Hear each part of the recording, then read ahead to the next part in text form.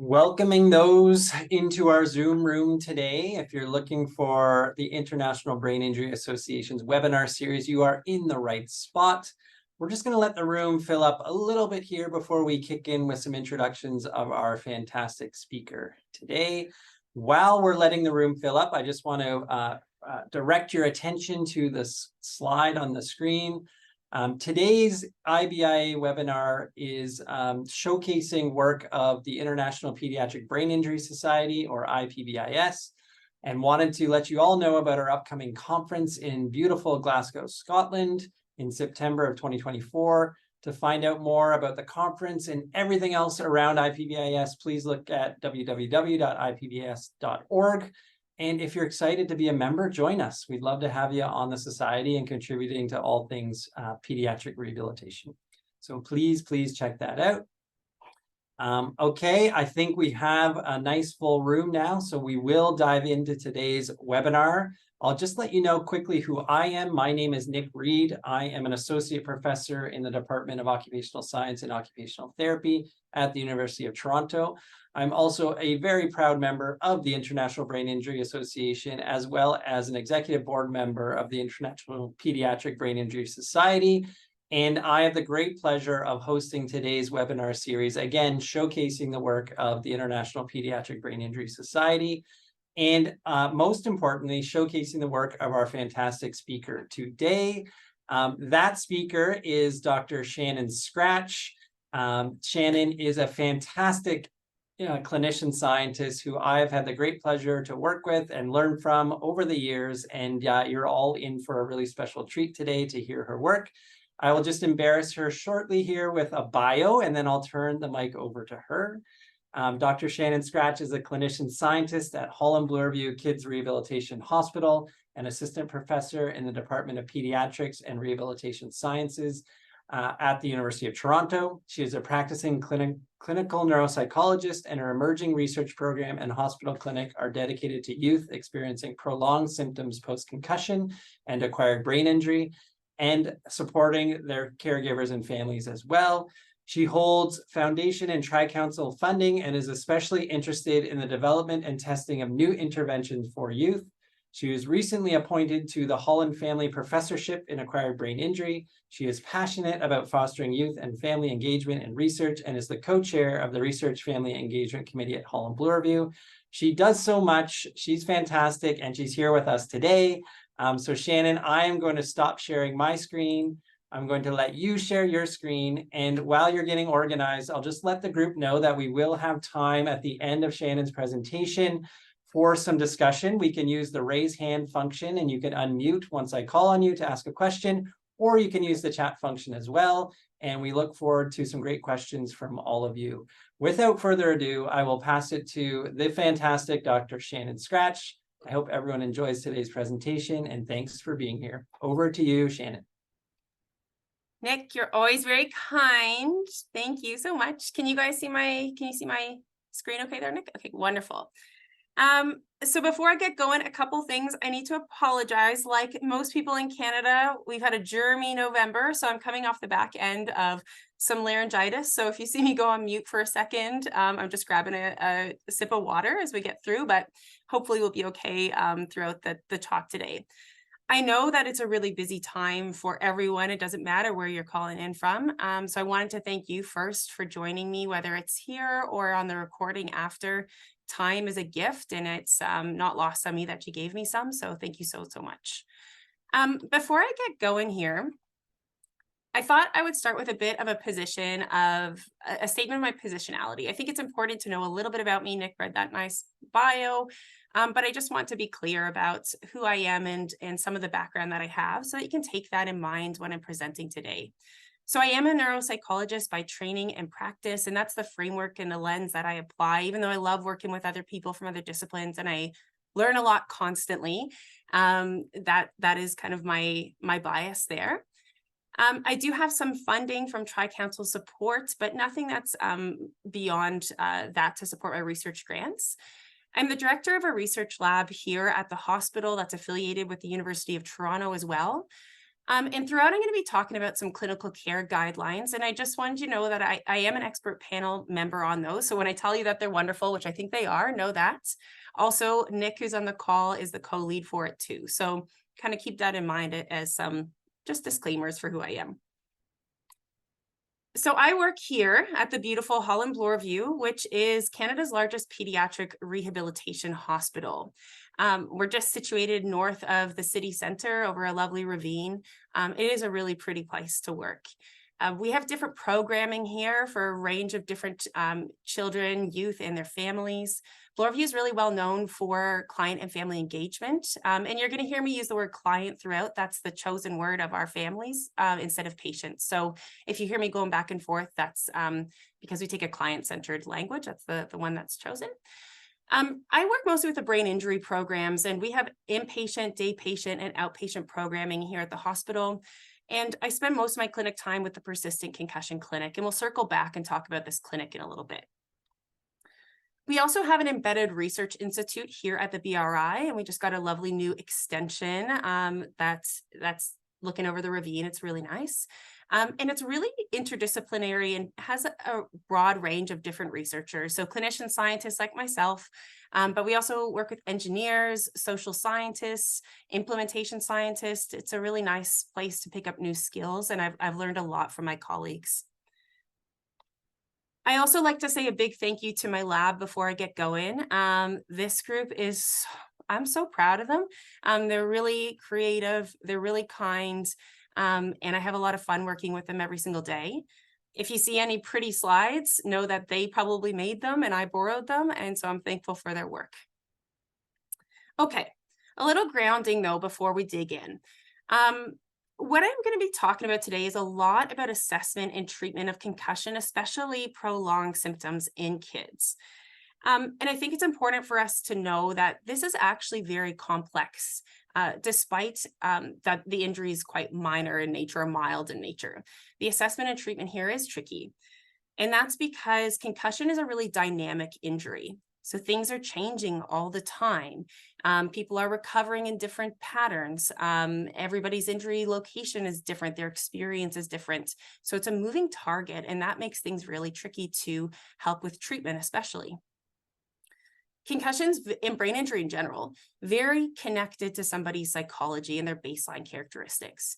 Who you are before an injury matters. It matters for how that injury, how you overcome it, how treatment can be taken on, the different experiences you had. We can't unweave who somebody is from this injury. It's influenced a lot by social factors, and Nick does some really nice work in this area, especially for kids. We know that there's social implications for people when they're removed from a situation, removed from school, from sport, whatever it might be. Also in kids, which adds another layer, development is ongoing and it's nonlinear. So you can have somebody who's 14, you're going to look really different than somebody who's 8. 2 14-year-olds will look different. So you have this also moving piece in the background that's important to think about. And it's quite functional in nature. So because we don't have any objective markers for concussion, we really do rely on function. We rely on history in order to make a diagnosis, in order to do our assessment. And we talk a little bit about domains that are implicated for people. In the community, there's a really pretty decent awareness now. People will talk about concussion, their experiences with it. My dad had one, I had one. But the awareness is actually still quite low about what it is and how to treat things. We also have some stagnant uptake and recommendations. So some ones that were out there a bunch of years ago are still quite prolific. For example, hiding in your bedroom jail. And as a disclaimer, people are doing really wonderful work. It's picking up so fast. It's exploding, this area of research, but it's still very much an emerging area of research. So it can be a bit cart before horse for clinical care in that we're trying to keep up and we're trying to build research evidence at the same time as providing really high level care. And the other piece I wanted to kind of situate you with is the way that we think about concussion here, especially with the prolonged group, is a biopsychosocial experience. And I use the word experience very intentionally when I talk about this group. And that's because in the grand scheme of somebody's life, this could be a 2-week experience. It could be a really crummy 2 weeks where they're not feeling great, but they return to the things that they love. For other people, the experience can turn into a stressor. It could be quite a life-changing one. So I think it's important to know that this experience is different for every person that you work with. And often when we're talking about research, we're talking about global data and not the person that's in front of us. Today, we're going to follow the case of Beth. And Beth is a bit of an amalgamation of a few people that I've seen recently here in the clinic. And I'm going to take you through her experiences, maybe working with our clinic, and backbone some of the literature onto this case. So Beth is a 16-year-old student. She's in grade 10, which is high school here in Ontario. She's a competitive soccer player, or was a competitive soccer player. She used to play a lot, multiple times a week. Beth had a history of multiple concussions, with her most recent being in February 2023 when she was playing indoor soccer. Now she tells us that she has daily headaches. She's experiencing some migraines. She acknowledged her family reported some mood changes, especially around irritability, frustration, and anger. And she's had some outbursts and some challenges at school around this anger management piece.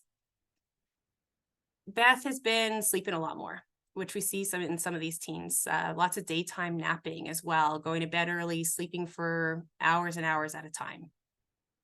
And because of this, there's only so many hours in a day. She's become quite withdrawn from friends and family.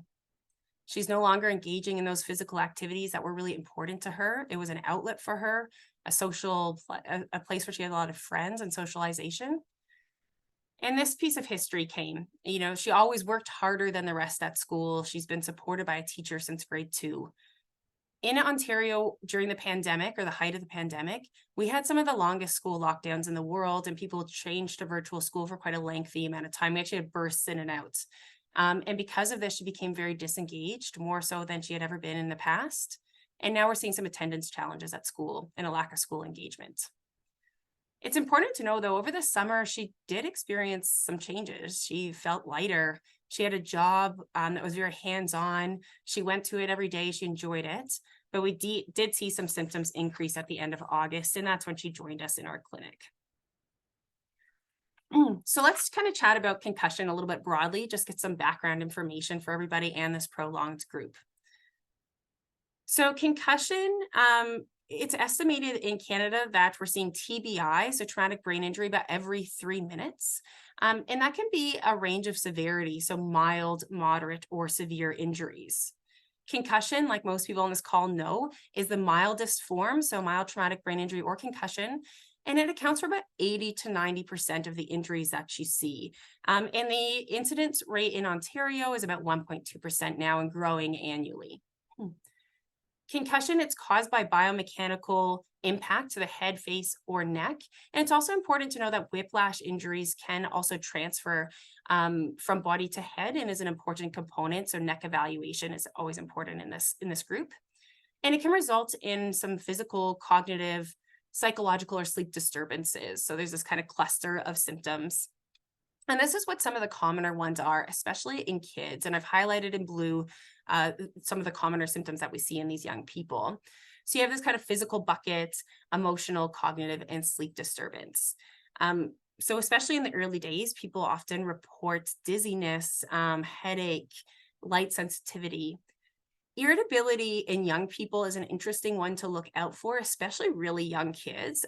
It is often an indicator of something going on for them. Sometimes kids will become irritable when they're like going through a growth spurt. Sometimes it's a reflection of feeling frustrated about not being able to communicate their ideas. It can be a marker of change. So whenever you have young kids in front of you, look out for that one. It's a good marker to have an eye on. Also, cognitive or thinking skills. People report feeling fogged and dazed, really slow reaction times, missing information, and this idea around sleep being really impacted. I think it's important to highlight, though, that in the first few days after concussion, you have a hit to the head, you have these symptoms, you can link these things to the concussion quite easily. But these symptoms are very non-specific in nature.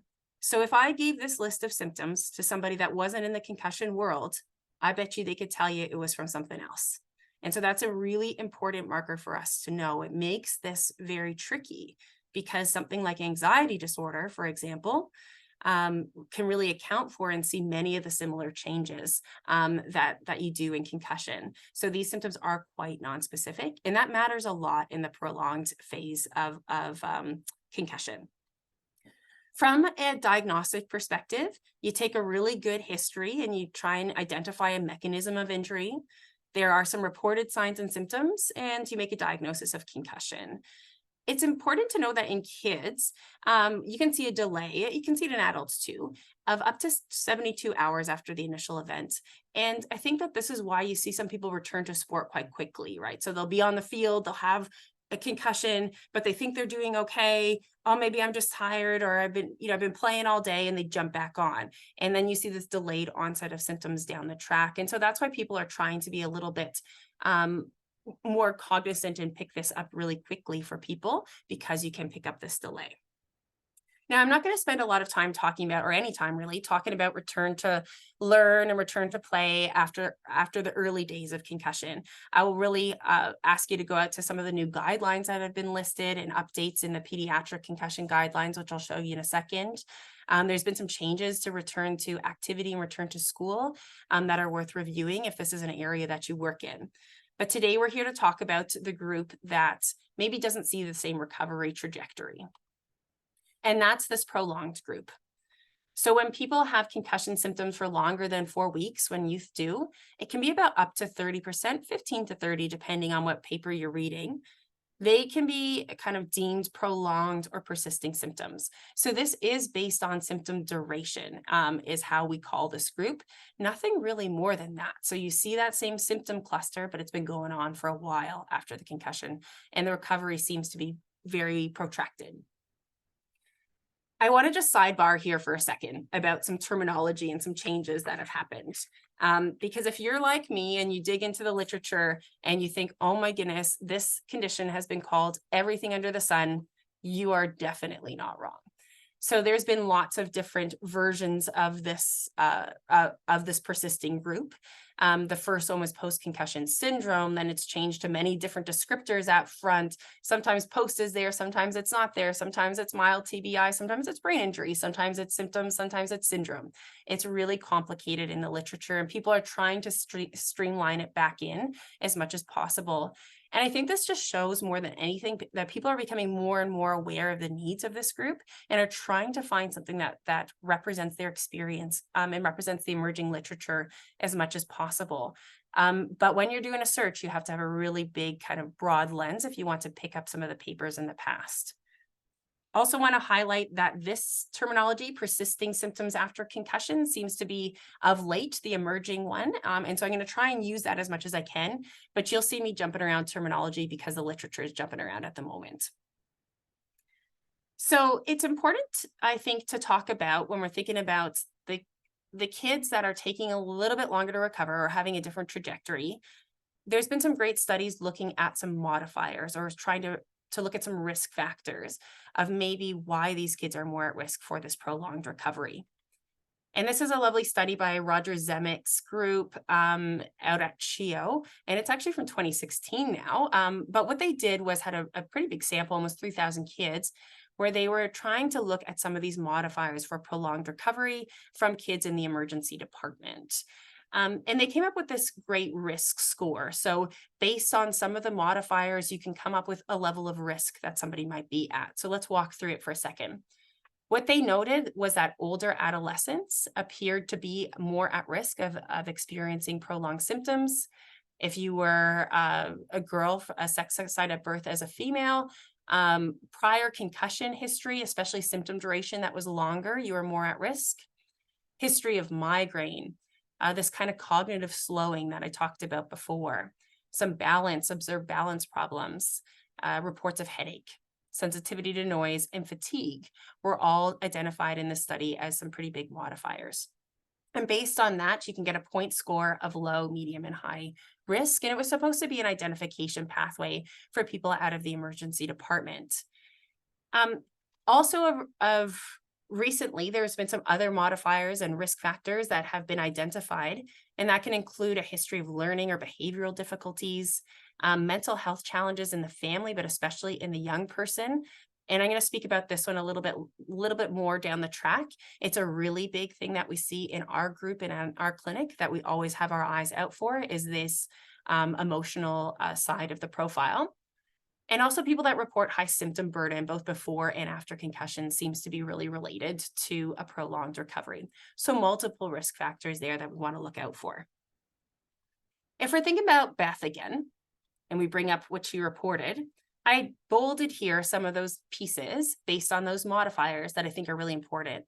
So she was in that older child or adolescent group. She's a girl, multiple concussion. She's reported headaches and migraines, these mood changes, and also this kind of idea of academic struggle in the background. So there are a bunch of risk factors in this case for sure. And it really seems as if Beth is experiencing challenges across many domains of her life and her function that matter for her, right? Young people talk about these different areas and these different domains.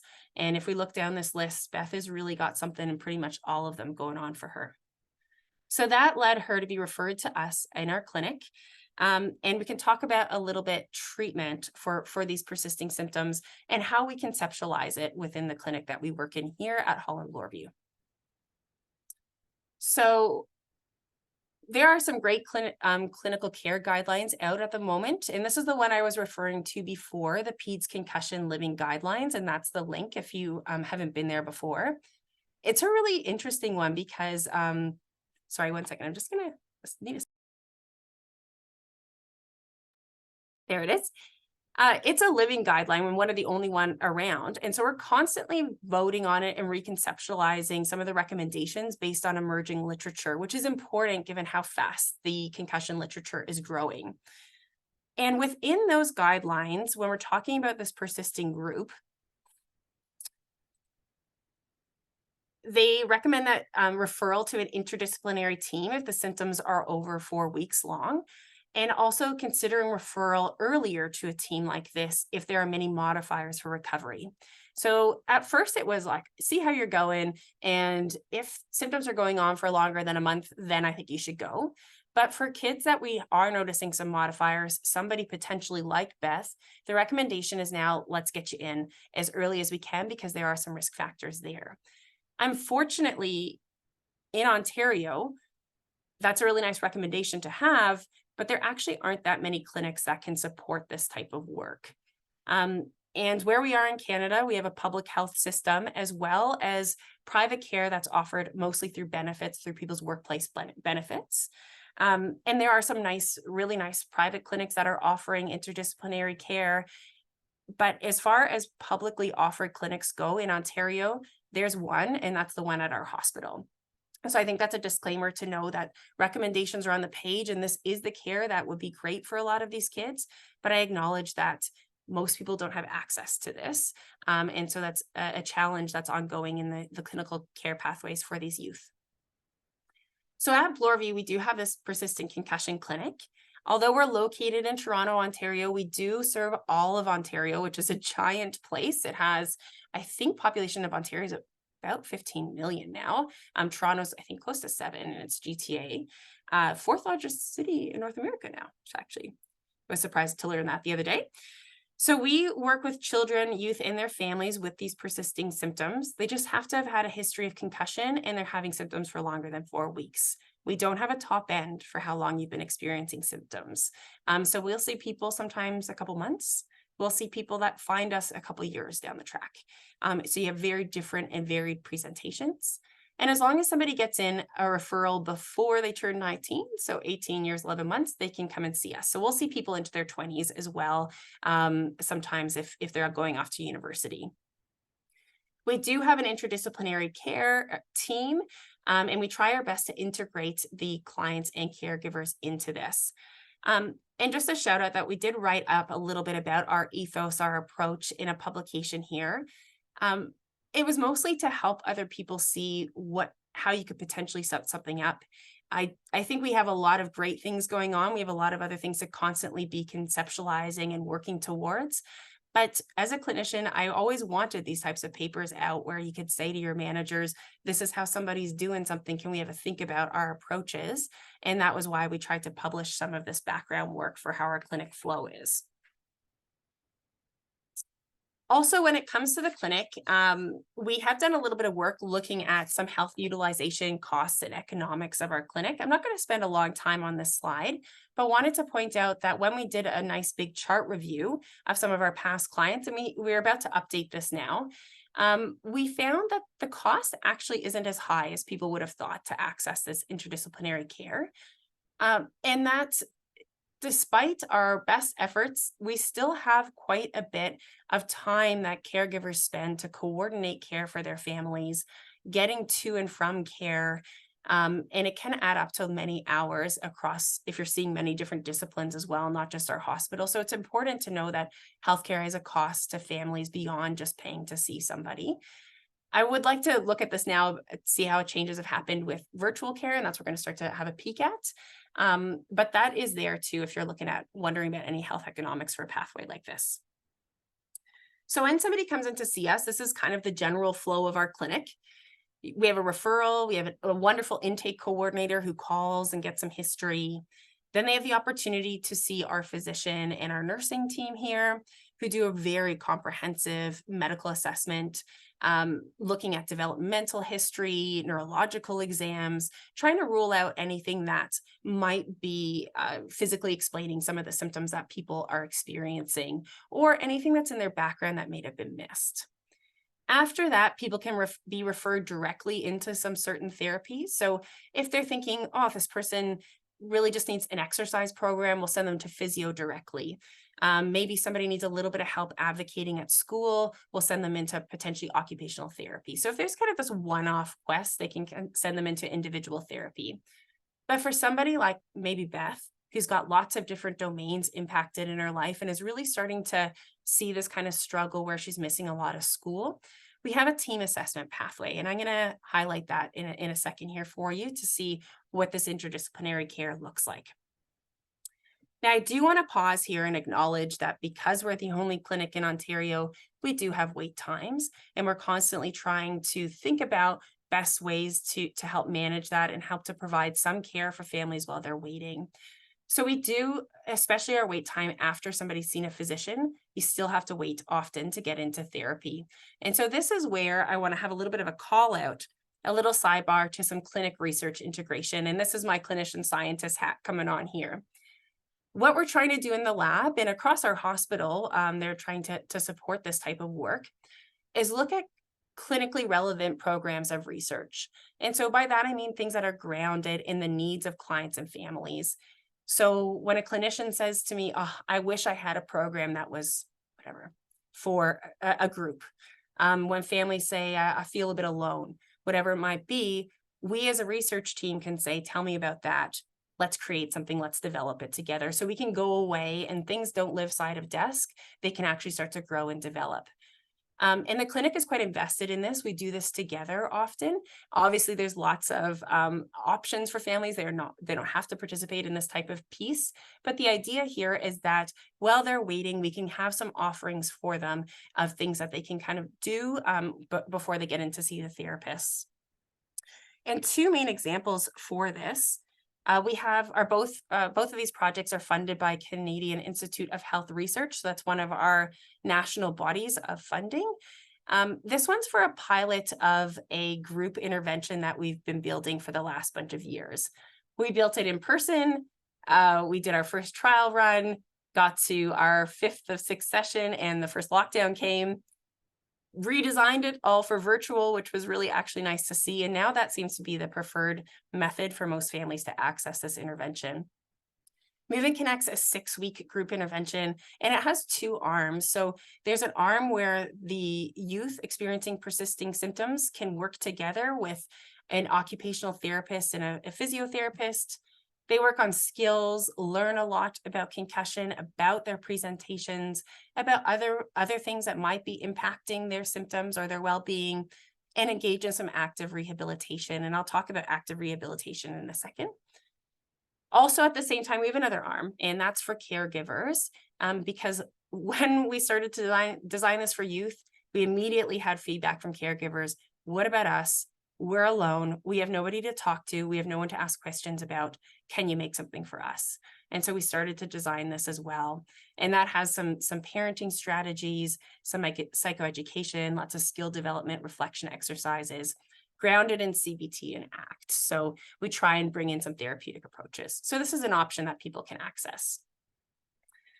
The other piece here, another study that we have also through CIHR, is the opportunity to have an MRI in an experimental kind of way. We don't recommend these for clinical care, but we're trying to see if with some advanced imaging, especially also within MEG, looking at brain function and pairing it with some neuropsychology outcomes, can we see if there's actually anything protracted or within the brain that might be explaining some of these ongoing symptoms, so people can, while they're waiting, go out and have some of these scans.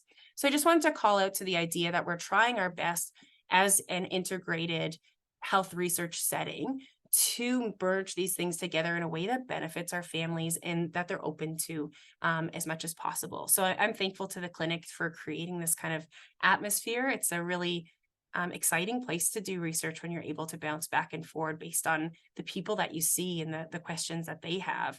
And having that drive your research is a really lucky position to be in. Okay, so back from my sidebar, let's go back to the clinic.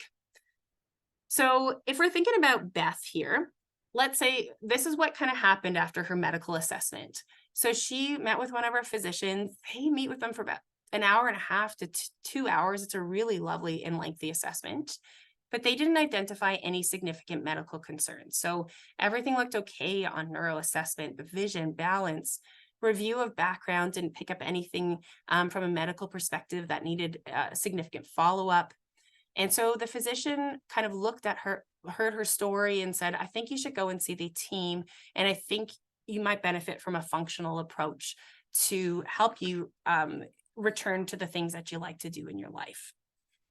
And so that was a referral to our team assessment. Now, this one here is from a paper that we've published before looking at this interdisciplinary pathway.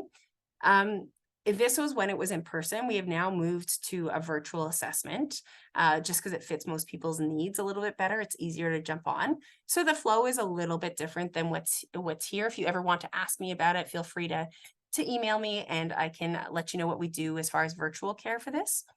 But the idea here is that we take this kind of functional approach where we're looking at the things that you're telling us about your life, about the things that you're missing, about the pieces that aren't where you want them to be.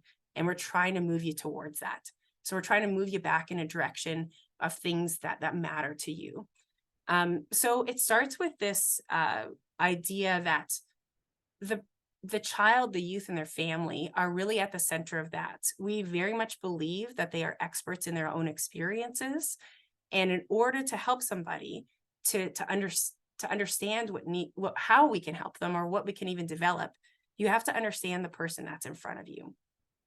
So in this paper, what we did was did a nice qualitative analysis about people's experiences in these team pathways, where they had the opportunity to sit at the center to tell their experience and their history one time to a group of people who are asking questions in a supportive way while they were trying to get to know them and build this therapy plan together.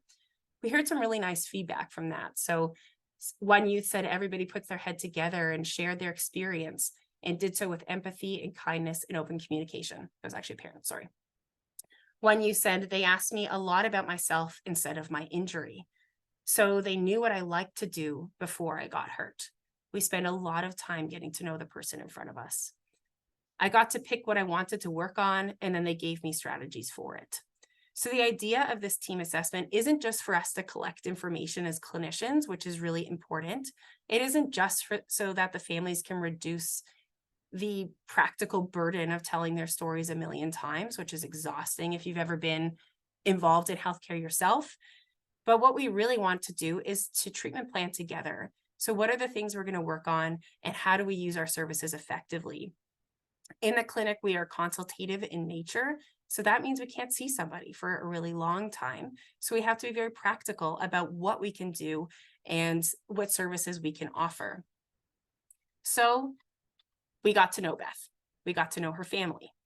We talked about her experiences. We talked about some of the loss she was experiencing, about not going back to sports, about some of the changes in the family, about some of her social changes, about her worries about school, about her frustrations with teachers, with the school environment, about challenges she was having with learning, and identified some therapy goals. And I'll talk to you about those in a second. And we involved Beth and her family as much as we could. Now I want to pause and acknowledge that what we have here is the gift of time. We fought really hard within the hospital to kind of come up with this pathway and to highlight its importance for families. But I know most people on the call look at this and think, I wish I had this kind of hours. And we're always battling with this, right? It means we can see less people if we're seeing them with this kind of lengthy amount of time in question. But also what we've also found on the back end, which is interesting, is in a weird way, it's actually improved our flow and reduced our time. So because we're a part-time consultative clinic, we used to spend a lot of time running around trying to find each other. What are you doing with Johnny? What are you doing with this kid? Are you working on this? And realizing we were actually doubling down on goals, that we had asked and reassessed these poor families 5 or 6 times before we dug into anything. So although this sounds like a lot of time up front, it was saving a lot of time after. And it's really important to be able to sit down as a group of therapists to say, I'm going to work on this, or I can help with this. Don't worry about that in yours. I got it over here. And so although it's front loaded heavy, it's just a different way to conceptualize time. So for Beth, we wanted to work, and she identified some daily activities that were really important for her. And she talked about her sleep, and she talked about scrolling at night and not being able to fall asleep and not being able to stay asleep. She talked about some barriers for school attendance, especially like some challenges to go there, some worries she was having, and that she was feeling like she wasn't moving at all, and that maybe that was impacting her anger. But she didn't know what to do. She didn't know where to start because she wasn't playing soccer anymore. And so for that, we identified that an occupational therapist was a really good person to support with this. And they really focused on, first thing, reducing those daytime naps. If anybody works with this group, that's one of the first things we can do when we get in there is let's start breaking that down. It makes it really hard to attend to things in life when you're napping for a couple hours during the day. And although that makes sense in the first days after concussion, when you're giving your body a bit of a rest, this far down the track, it's might be related to something else going on. So maybe that's mood changes or feeling overwhelmed or a way to manage your frustration. So it's looking at reducing those daytime naps and changing the routine. They also worked really hard to identify a new activity that she could engage in that would use her body and use her knowledge. And she had played hockey in the past and knew one of the coaches. So she was looking towards volunteering there, and also some learn to skate programming. So we tried to involve her as much as we can back into her athletic community. And so when we look at those bubbles, really, you're always hitting more than one domain when you start to do these kinds of activities and important pieces with people's lives. So that occupational therapist was working on relationships and activities and some school. For the physiotherapist, active rehabilitation is really important for kids with prolonged symptoms. So that's low intensity exercise that can include aerobic components, coordination, some education. There's some thought that it's promoting neuroplasticity and neurogenesis. And so what they did with the physiotherapist was really gradually start to increase her capacity, her stamina through this low intensity exercise program developed here and monitored at home with some calls and check-ins. What's interesting that the studies that have shown real improvement here has mostly been in concussion symptoms. So things like headache reduction with active rehab. But there's also been some studies that show that it can actually improve mood. And we had one here at the hospital where we looked at 40 kids that did a 6-week active rehab program. And what we saw was improvements in anger and anxiety with this program. And that's consistent with some of the other literature that's coming out. So that makes sense, right? Body and mind are linked. When you're feeling a little bit more confident in your body, when you're moving, maybe for some kids where this is a release, where moving your body is a way for you to manage some of your symptoms, manage some of your frustrations, you can see some improvement in mood scores too. So again, thinking constantly, that all of these domains are linked together in their daily life. Now, I promised you that I would cover some stuff about mental health, and we're very aware of this in our clinic. I'd say the majority of people that especially get to us in team, there's a flag there that there's some either pre-existing mental health or current mental health concerns that we need to have a look at. Anxiety and mood especially, but there are some other conditions that we do consider. So one of my PhD students, Elena Sheldrake, did a really nice review, and we wanted to see, there's this idea that concussion and mental health are linked, but what is actually out there, especially for these prolonged symptoms?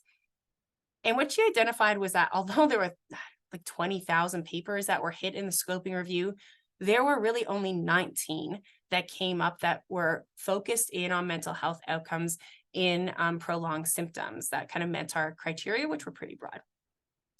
Of that, only 6 of them were in kids. There were no papers in young children under 8. And a shout out to Miriam Beauchamp's group in Montreal, who's starting to do some work with these kids. We really need something for these younger people. Also, there was nothing for older adults too, by the way. And for those pediatric studies, most of them were in sports, most of them were with older adolescents, and most of them had populations that had more males in them than females. So although we're talking about it a lot, there actually isn't a huge body of literature here. But what some of those studies were finding was that anxiety and depression are pretty common after concussion. There's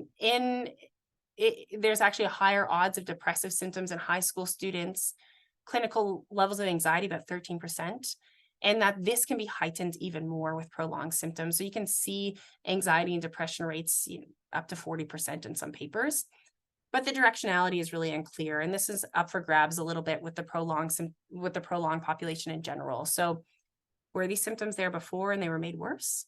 Was this experience a stressor? Was it something that was caused by concussion? We really don't know. But it does look like if there was some vulnerability before, like we're seeing with the modifiers and the risk factors, that can be amplified after as the concussion becomes a stressor that impacts multiple areas of your life. So we want to kind of quantify that a little bit more. As you saw from the graph before, most of these studies were with kids with depression and not anxiety, although I do think anxiety is going to start to pop up a little more in the literature now.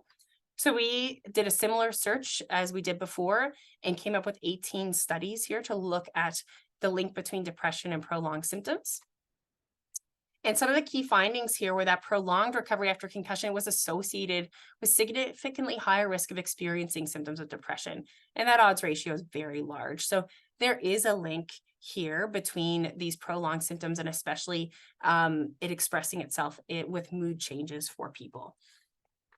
So I think it's really important to include history of mental health when you're working with this group and not be scared to tackle it. And even if you are a physiotherapist, know that what you're doing to help somebody's body move can really help and improve their mood as well. And so we can work together as a team to kind of cross over in a transdisciplinary way. So I also got to see Beth as the neuropsychologist that was working in the clinic at the time. We have a couple of them, but Beth came to see me. And what we identified off that team assessment was that there might have been something here going on for Beth before all these concussions. So it sounded like she was having some learning challenges from very young. She was working really hard, still kind of achieving B's and C's despite some tutoring. And so I saw her for a pretty comprehensive neuropsych assessment. And I don't do this all the time. Most of the people that see me, we just do something really brief, look at a couple different systems and processes. But I thought based on her needs, we needed to take a comprehensive look. And so we did. We looked at some of these core areas. And it turned out when we looked at her profile, when I got a really good history, she did match for a learning disability. And so she did have these learning challenges her whole life that were not looked at properly. Pandemic didn't help, right? So we missed this child and we missed this kid to get in with some early intervention for her learning needs. She also fit the criteria for a mood disorder. And I think if you were looking at some of her symptoms, you'd probably pick that out yourself with that irritability, the frustration, the increase in sleep, and some of the other changes in withdrawn behaviors that you were seeing. There was a depressive aspect to her presentation. So we spent a lot of time talking. We did some brief intervention as well, not very much. I don't have a lot of time in the clinic to do that, but just to really get in there and chat about what some of the challenges were and how this was linked to concussion, or how we could kind of work on things moving forward. And we spent a lot of time with school as well, helping to build a plan to help her maybe get caught up and help with re-engagement. And that was something that I did in collaboration with the occupational therapist when we were trying to look at her daily routines. Last thing to mention is, once we identified all of this, we worked with our social worker on our team, who did some brief intervention as well, and also supported some skill development and trying to link Beth with different people in the community for ongoing support. What was interesting with Beth is that she hadn't really had the opportunity to talk about her emotions before. She didn't really recognize some of these behaviors as being linked to mental health. So a lot of what our social worker did was focus on noticing and naming. That's really important. I think we assume that people know how to do that, but that is an emerging skill for kids. I mean, it is for some adults as well. So helping them concretely understand and label their emotions, label their experiences, is actually a really powerful brief intervention that you can do. And it was kind of recognizing some anger and frustration that she was experiencing. So this is a bit of a case where I think we did a lot of great first steps. I think we did a lot of great work. Did we do everything? No, we still have a lot of pieces to do, but we have to move out of the clinic and into the community and link people as much as possible with some of the other agencies and back to school. But we did work with Beth for many months, trying to help her and sort out some of these domains of life. And at the end, we noticed that she was reporting less symptoms, but she was reporting that she was engaging with the things that mattered to her more. She was proud of some of the volunteering she was doing. She felt a little bit more confident going back to school and felt like the school understood her a little bit more. She was kind of recognizing some of the frustration that she had. So although she's got lots of work to do, and her family does, she left with a plan and some ideas of what to tackle. And that's kind of my last message to you, that we can't do everything when we have limited time and when we have people with lots of moving pieces. But sometimes it's just helping them see that this is an important piece of their puzzle. It's not everything that they are.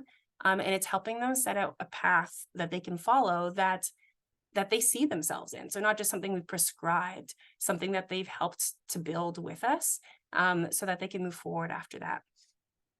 So thank you so much for your time and for listening. I wanted to leave some time for questions, but there's a QR code to our lab. You can find us on, I refuse to change to X, but it's Twitter, and an email to reach out to us if you want to as well. Thank you.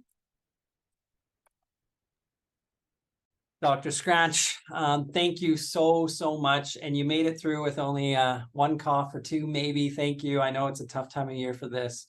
What a pleasure to hear about all the work and bringing it together with such a clinician scientist focus. What we're going to do is kick off a question period, and I'll invite anyone in our Zoom room to either use the chat box or to raise their hand, and you can turn your camera on if you're comfortable and unmute and ask a question to Dr. Scratch. And while we wait for some activity on those questions, I have one that I'm thinking, certainly I would love to hear some advice on this, but I'm thinking those in our audience would as well, particularly knowing that we have a mix between clinical and research members within the IBIA and IPBIS. And you had a slide on clinic research integration. And I know, as well as you, it's not an easy thing to do, but it is so important. So can you give us, and particularly thinking about both sides of the equation, you're a clinician in the clinic, you're a researcher in the research institute, you bring these worlds together. So any advice on how to facilitate this from either one of those perspectives or both? Yeah, and you're right. It's not easy. I love doing it because I'm starting to see the impact of it. But even when I started a bunch of years ago, it was still a pretty new idea. There aren't a lot of great pathways or examples of how to do it. But I'd say that it starts with trust. So if the team doesn't trust that you have clients and families' best interest at heart, it's really hard to talk to them about research, because clinicians are, and I mean this is the best compliment in the world, fiercely protective of the people that they're there with. Right? Clinicians are amazing. They're dedicating their life to helping people. If they think you're coming in just to benefit your own program, you're out. The integration won't happen. I'd also say you need to be supported by management. So when I started, in particular, there was one manager who was, she got it, and she was really supportive of that time. And so gave me spaces at rounds to develop the program together. But I will say we're still hitting bumps in the road. So obviously COVID wasn't easy. And we had to redesign our pathways and how we refer people in. Now we're seeing, and I think it's the pressures are the same across the world, lots of turnover in staff, lots of restaffing, lots of new people coming in, lots of people getting sick, lots of leaves. Healthcare is struggling right now. So I think what I've learned of late is that you have to kind of constantly monitor those pathways and look at them and not take it personal if something feels like it's taking a step or two back, and just say, okay, where are we today? What will work for the next 2 months? What will work for the next 3 months? I think for a while I was like, I'm building something and it's going to last for years and this will be the pathway forever. It won't be. So just making sure that it's on there to speak about often. Is this working for you? Do you think this is working for our families? What should we do? But again, that's back to my slide with the clock. I mean, it's a lot of time. So I guess that's the last thing is we need more positions that allow for that. And I think we're asking a lot of researchers to do clinic off the side of their desk or not integrate. And we're asking a lot of clinicians to do research off the side of their desk. And so if it's something we really want to do, whether it's at your hospital or it's something we want to do and further as a network or an organization, we need to advocate for positions where people have time for that. I couldn't agree more with all of that. Thank you, Shannon. That is fantastic advice for all of us that are listening now and will be listening to this recording down the line. Okay, I'll pause there and open it up again for any other questions or comments for our speaker today from those in our Zoom room with us today. Hi, this is Julie Harbar-Krupa from Atlanta, Georgia. Thank you for your great work. Nice presentation. One of the things we've learned over time, especially with kids, is that, and we've gotten a lot of feedback from schools about this, is that children, like adolescents who experience sports-related concussion, are more likely to get care and follow-up because in the US, we have laws in every state, policies about return to play. So high school athletes who are engaged in sports, for example, are the ones most likely to get care compared to those who maybe have had a car accident, a fall, or something else. Is that something you've observed? Yeah. And I think especially from a research perspective, they tend to be the group that's most researched because we know that the incident rate is high there. And so you can kind of go in and do your work. With the clinic we have, because it's publicly funded, I think our rates are actually about 35% sport injury now. So we do see lots of people from a variety of different settings. But again, I know that we're not everybody. And I think that the majority of people that are being identified with a concussion, we're a little bit better at identifying in sport. So then they're going to have care access pathways. I mean, we live in Canada, people slip on ice. I see tons of people in March that have had accidents tobogganing, right? Like I always get those March, April calls.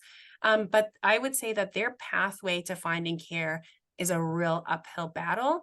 And I do notice that families that are quite resourceful, that have time, that are educated, that are English speaking, can access these services better. They are at an advantage there. I'd say our access into other populations, other areas, we have a lot of work to do there to make sure we have equitable care for people. It's a ginormous amount of work, actually. So I agree with you. I think that it's definitely biased. Oh, thank you.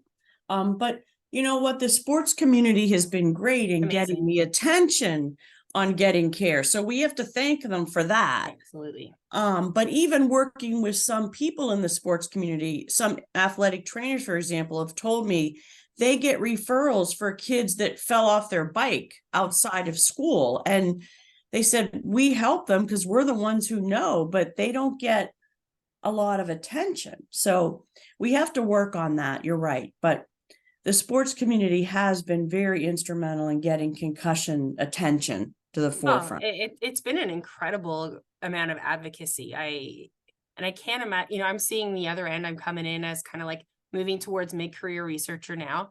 I've Mhm. benefited from that decades and decades of work that people did. And like you're mentioning, we also have a law here in Canada that helps with concussion awareness as well, and diagnosis, but in Ontario anyways. And so everybody is thankful. And the reason why we can start thinking about other groups is because the advocacy has been strong in that pocket, right? So now we can Mhm. say, who else needs us? Who are we missing? And I think if we ask that question, we'll realize it's a lot of kids. And one group that we see often in the hospital, and there's not even research on this population, is what do we do with kids with kind of neurodivergency?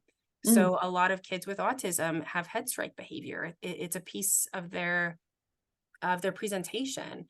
Are they experiencing concussion? Are our guidelines even matching? And do they even fit? Should we be taking these kids out of their routines in schools? Probably not. Reintegrating is really hard. So I think that's another group that I think we're starting to look at here a little bit too. Interesting. And do you keep track of emergency department visits in Canada? I forget whether that was in your. We do not. In general, Canada is not great at capturing a whole bunch of things. I think we're trying to get better with our learning health systems, but we don't have anything compared to American data. Is Nick Thank you. nodding? Well, you've done a great job with the living guidelines, though, Nick. Oh, they're Thank you. incredible. I mean, That's Nick. That's they're Roger. incredible. That's Mhm. incredible. So thank you. Mhm. Thank They're you. fun to be on too. Yeah, well, I think Selfishly. so. Yeah, thank you. And Julie, great comments and great to hear your voice. Thanks for joining us today. And thank you for all the work you do. All of this is a team effort, and it's just so great to be able to be in the same Zoom room sharing some of these ideas. So thank you, everyone. We have time for one more question, if there is one. So feel free to use the raise hand function or use the chat, and we can have a bit more discussion here today. If not, you can always email me too, and happy to chat with anybody in this community. IPBIS is the best conference. It's my favorite. So it's nice to be part of it. With that said, maybe we'll do some thank yous, and I'll refer people. Nope. You muted, Nick. Thank you for letting me know, Shannon.